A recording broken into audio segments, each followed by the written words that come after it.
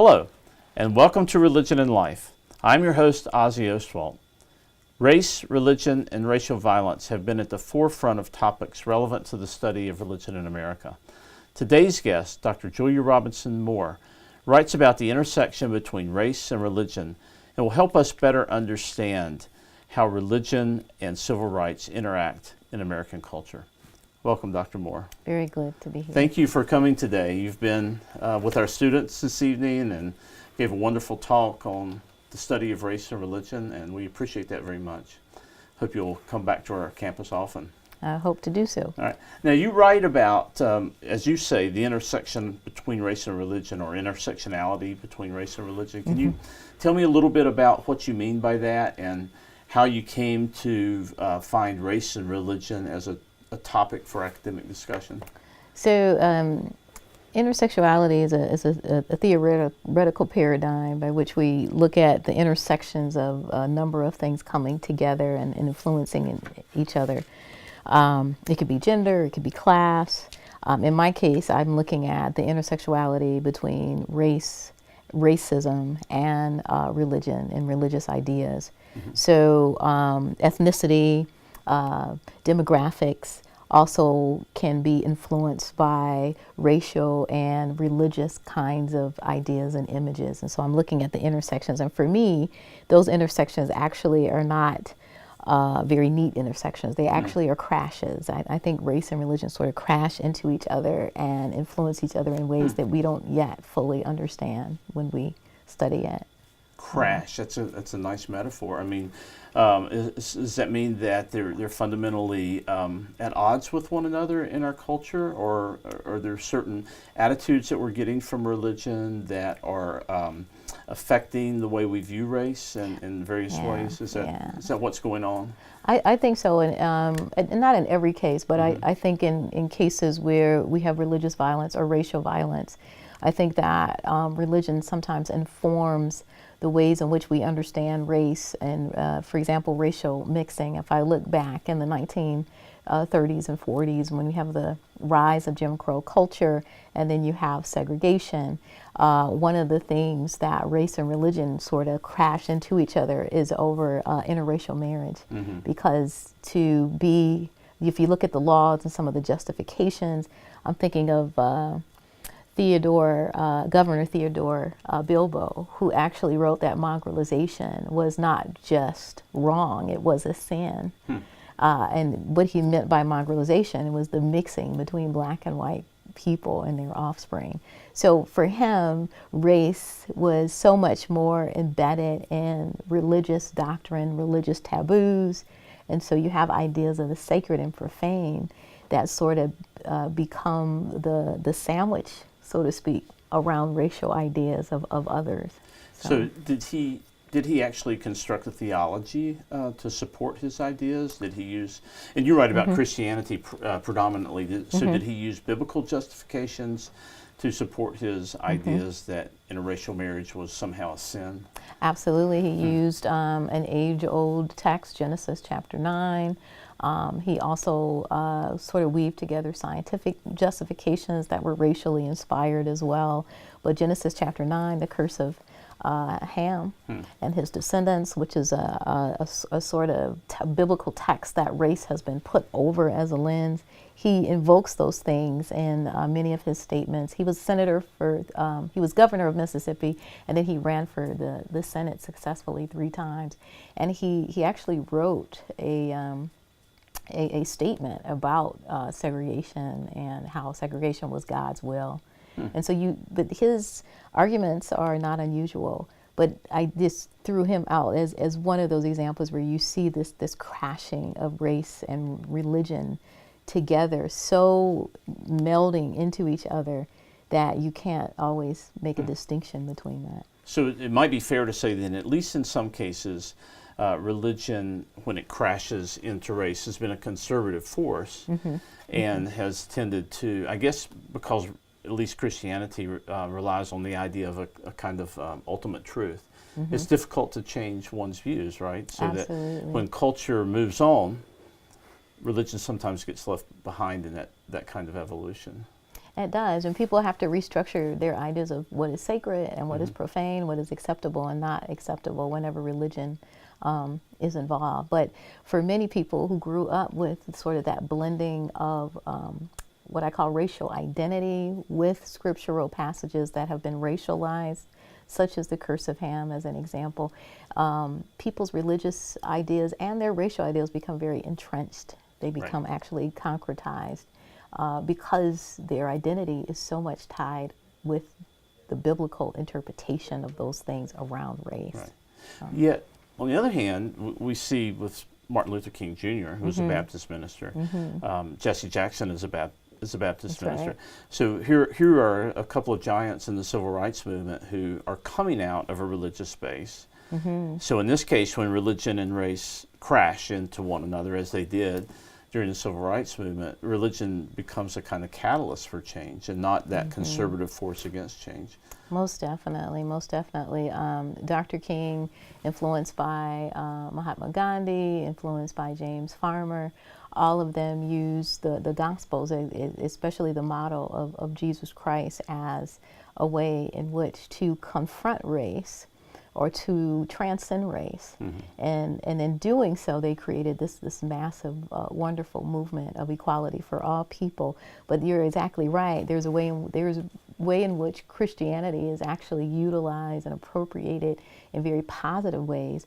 Just depends on what kind of lens and how you've been taught from your childhood and how those lenses sort of instruct the ways in which you walk in natural life. I'm glad you mentioned your childhood, because you gave a fascinating talk to our students a few minutes ago, and you mentioned your early biography, and I want to play just a little clip from that talk in which you describe how these different lenses, as you describe them, played a role in leading you professionally to where you are. So let's take a little bit of time just to look at this, and then we can talk about it. St. John's Presbyterian Church is where's the church that I grew up, and Second Baptist is the church. Again, Second Baptist was my dad's church, and my book is actually on the history of that church, the book I just published in 2015. So I had all these questions growing up, like, why do I have to go to the Baptist church, or why do I have to go to the Presbyterian church? Why can't we all go to the same church? So that was my first question. The second question is, when I got to the religious experiences of each church, I was like, well, why does my father say that I wasn't really baptized? Because they just sprinkle people in the Methodist and the Presbyterian church. My father says to be really baptized, you have to be fully submerged. So I had to get rebaptized again when I got 18. And so there's another set of questions. I had questions about ritual. I had questions about denomination. I had questions about the ways in which people were negotiating religion, because my parents were actually negotiating some kind of Christianity. I never had one form of Christianity. I had Christianities, because I had the Baptist form of Christianity. I had the Presbyterian form of Christianity.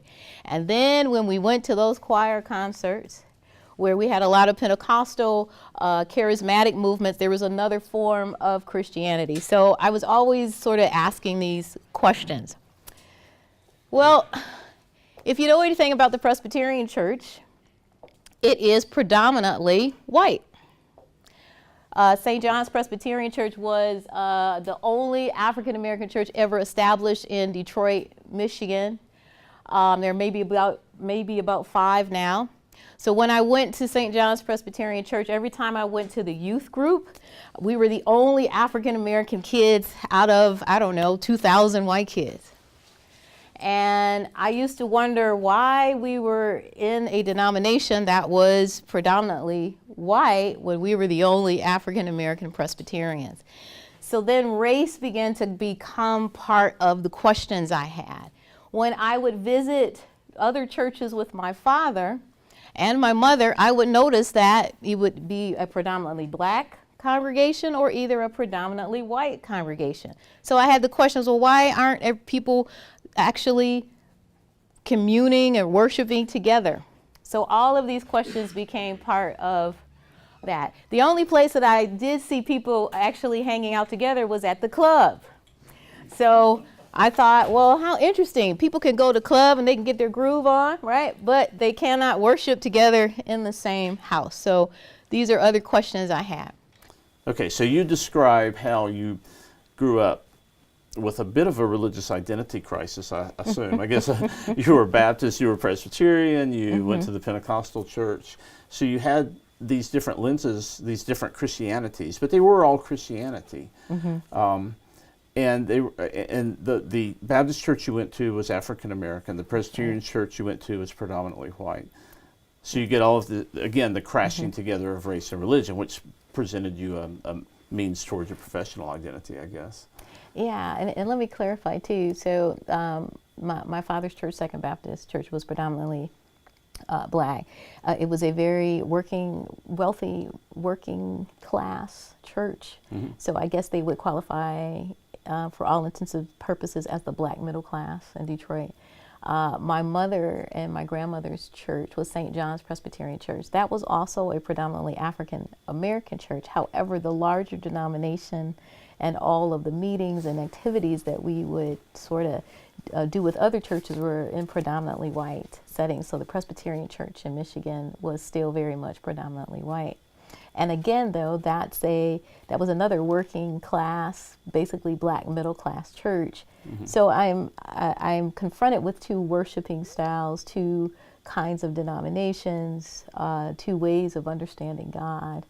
And I'm having to negotiate that. And so all of those experiences create all of these questions. And I think the introduction of the Presbyterian church, the larger body of Presbyterians, where I realized that my church was really unique in being the only predominant African-American Presbyterian, and then stepping into the larger white predominant world of Presbyterianism in Michigan. That sort of was my on-road into sort of saying, well, why are these churches segregated? Right. And then the sort of racial experiences I've had, some of them not so good, also kind of put me on the road to sort of asking questions about, well, what is race doing in Christian context? How is race structured? What are the ideas of the sacred that are causing people to still worship the same God, but yet have separate worshiping centers? Those are the questions that begin to drive me. So I think it was Martin Luther King Jr., in fact, who said the most segregated hour in American culture was 11 o'clock on Sunday morning, which is what you're talking about. So how do you explain that kind of disconnect where you have Presbyterians worshiping the same God, Baptists and Presbyterians worshiping the same God, yet maintaining this kind of segregation of the worship experience? Is that just cultural inertia, or is there something that I'm missing with this kind of phenomenon? Well, I think it's two things. I think that it is a kind of cultural inertia. Anybody born in America is going to step into the sort of racialized culture that American society is. For all of the beauty of America, there's still racism. There's still these sort of separate ethnic kinds of enclaves, and racism does rear its head here in our culture. I think historically racism has been rooted and grounded in Christian context. If you look at the history of slavery, you have Christian slave owners that are owning slaves, and I think that culture was allowed to exist. And even after slavery, I think the ideologies of segregation, of non-whites being less than, was allowed to function right alongside the gospel message. So you have these churches of Catholic and Protestant faiths that are all about the equality of the believers in the body of Christ, and yet they are still culturally bound and even maybe consciously or unconsciously participating in these sort of historical racialized descriptions of other Americans. And so segregated services have been normalized, I guess, in the history of America. And it's high time. I think people should start having conversations about how to bridge that racial divide. Now, you're also, in addition to being an academic at a state university, you're also a minister. That's right. In a Presbyterian congregation. So I wonder, have you or has your congregation taken steps toward creating an integrated service or worship experience, or do you raise these questions or have these conversations? Or So I'm what you call, I'm a part-time pulpit supply. I was a part-time minister for 6 years in a predominantly African-American Presbyterian church. And we did try to create joint worship services, pulpit swaps between ministers. But what I found is that both churches would do it on a holiday or, a festive occasion, but never the two shall truly meet because, and I think the problem and the challenge was nobody wanted to talk about the racial past, the legacies of slavery, the impact socially, politically, economically that slavery affected on both sides, both black and white. And because those conversations weren't really part of that, those festive occasions, or had not taken place prior to it, it was just kind of a surface coming together. I think if churches really want to move toward inclusivity and mutuality across the racial divide, they're going to have to start conversations about that racial past with healing in mind, with restoration in mind, with forgiveness in mind. I think those are the steps. But if churches just want to have the regular, we'll swap Sundays, or your choir will come and sing with my choir, and then we'll just go back to our separate corners, I think that is not going to bridge that gap. And of course, I guess the first step is for, and maybe this is why it's not happening, it's very painful admission that the church has been complicit in racism through the centuries in America, sometimes more than other times, but that's a difficult admission to make before the restoration and healing can take place. I truly believe that. I always try to tell people that just because you're born into a system, you're kind of innocent in that you're born into it, but once you are awakened to the inequities within that system or within that culture, you're sort of obligated now to begin to do something. So I always say there shouldn't be any guilt in being born in a specific socioeconomic or racial position in a culture. The guilt might come if you're not doing anything about it once you are awakened to things such as white privilege or gross inequities across economic or political spaces. Once you're awakened to that, then you can do something. So if churches start there, that we're not here to sort of play the blame game, but we're here to do something in the present for our future, then I think you're at a different starting point. You can have a much more candid conversation about that. So this metaphor of crashing, it came to my mind when you showed one image during your talk that really struck me hard, and it was an image, I think, in Detroit, where you grew up, of worship service where there were a couple of dozen hooded Klan members with crosses emblazed on the front of their white uniforms. Now, when I think of the KKK, I think of the Deep South, but here this image was in Detroit. So let me clarify. So those images of lynchings and even the image of the Jesus Saved, that was in the South. I didn't quite have any pictures from the ones up in Detroit. However, in the 1920s, Detroit, Michigan was the biggest enclave of Klan activity. They were part and parcel of the city and the government. They did mass parades down Woodward Avenue.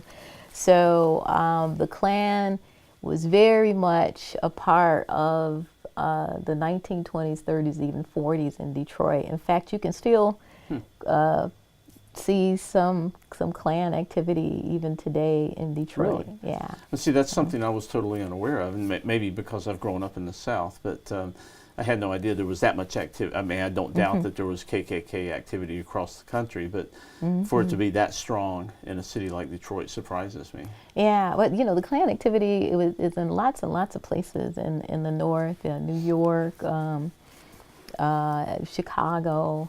Those are all places. But you're right. You know, sometimes when we hear about slavery, we just, and anti-black terrorism, we always think, oh, it's in the South. But the North was just as complicitous, if not more, with white supremacy. And there's still very much a lot of activity by the alt-right and white supremacist groups in those places today. And your first book was a case study with the Detroit church. Is that correct? Yeah. Second Baptist Church of Detroit. It's down in Greektown. Yeah. And it was on the church's 19th minister, Reverend Robert L. Bradby. And Reverend Bradby ran the church for about 40 years. He had a relationship with Henry Ford of Detroit Motor Company. And he also did lots and lots of things for the city. He ran the Detroit's first chapter, one of the earliest chapters of the NAACP out of his church office. He was involved in a lot of seminal studies on court trials. Old Seton Sweet, Scottsboro Boys trials with Clarence Darrow showing up. Reverend Robert L. Bradby was right there in the mix of that. So he was a mover and shaker in Detroit in the 1920s up through the 1940s, and he's just a powerful figure. I highlight his role with Henry Ford. I highlight his role with the Detroit judges and governors and ministers, and then I also highlight his very interesting racial background, because he calls himself an African American or a Negro. He has no African ancestry in his background. Really? He is Native American, and his mother is from England. And he was aware of this background. And he was aware of it, but he decided to become a Negro or an African American. So he identifies kind of curiously, racially at least.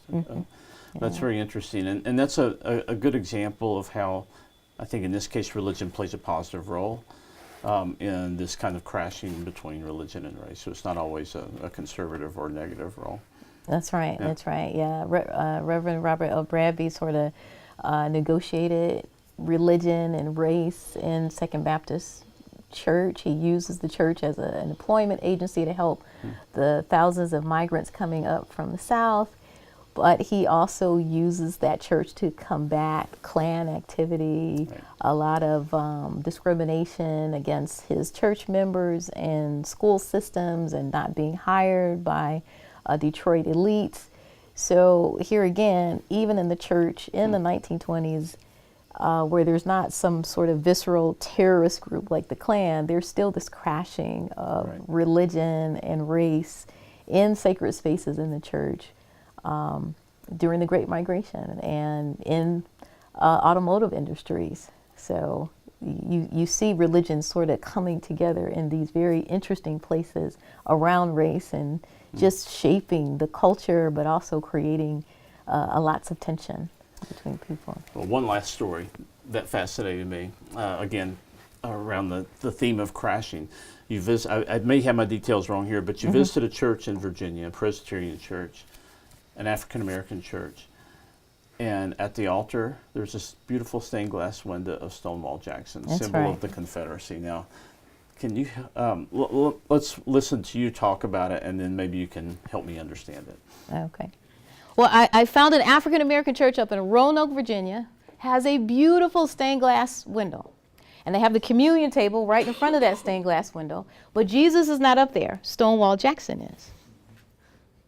I have hordes of questions for that church, right? How in the world, right? But Stonewall Jackson was a great savior to the descendants, or the ancestors now, of that church.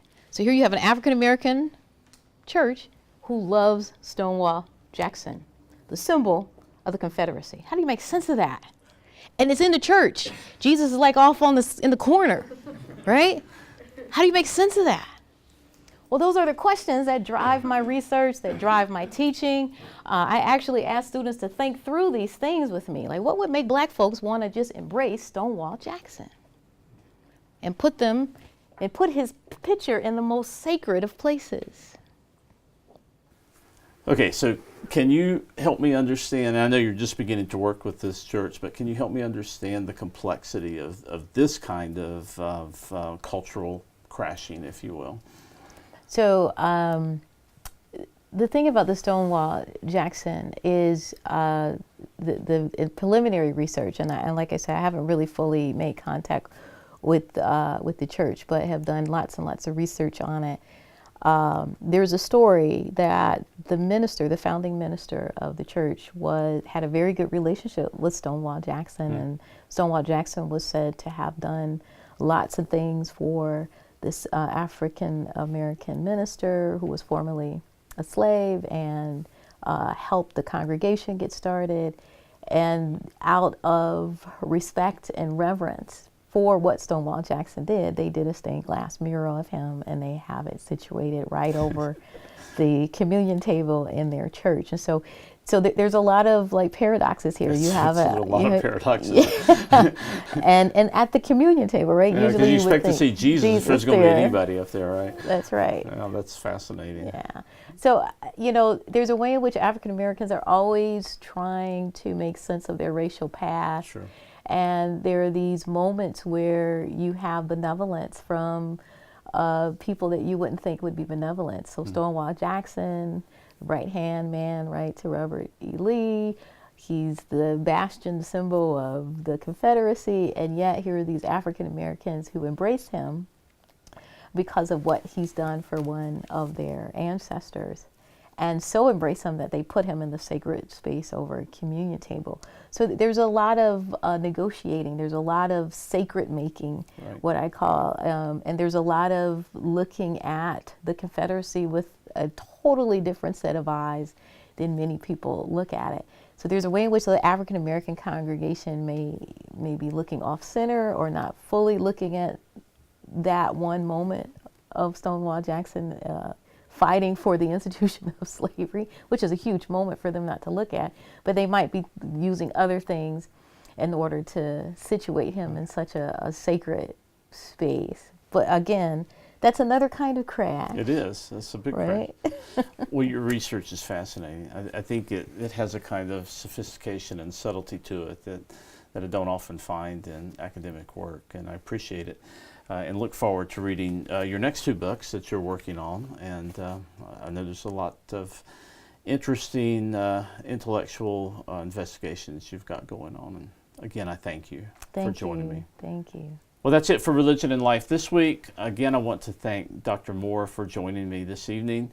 And I hope you'll join us next week when my guest will be Dr. Tom Ellis, who will talk about immunology and religion. Until then, this is Ozzie Ostwalt.